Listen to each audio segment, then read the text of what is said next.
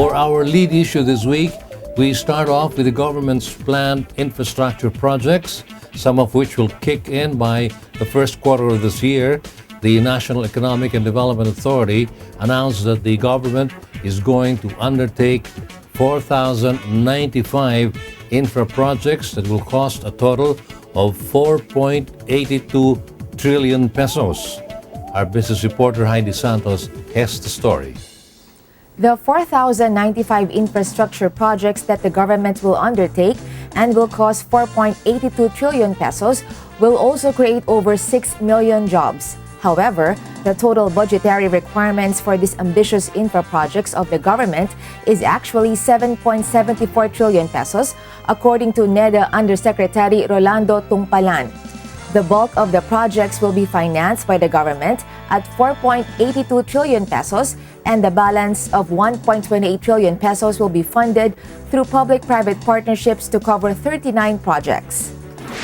Of this staggering amount, some 4.97 trillion pesos will be spent on transportation projects, while 1.1 trillion will be spent on social infrastructure projects.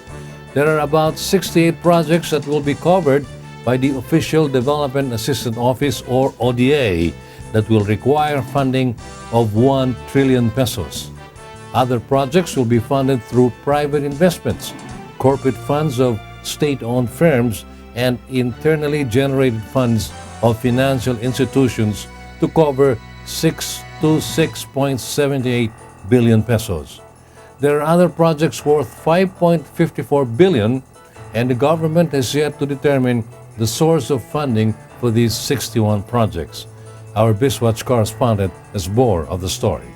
The government assures the public that it has the necessary funds to implement its infrastructure program, which would reach as much as 7.3% of the country's GDP by 2022.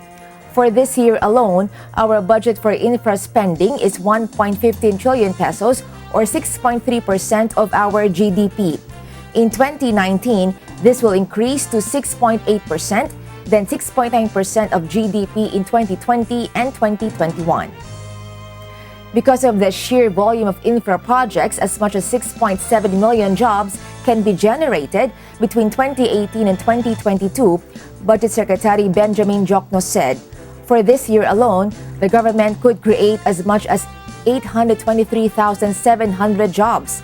By 2019, this figure will go up to 1.12 million jobs, 1.23 million jobs in 2020, and 1.4 million jobs in 2021. As of January this year, NEDA has approved projects amounting to 1.2 trillion pesos for 29 infrastructure projects. About 1.06 trillion of this amount will be financed by the ODA, while the balance of 1.14 trillion has been allotted for the transport sector.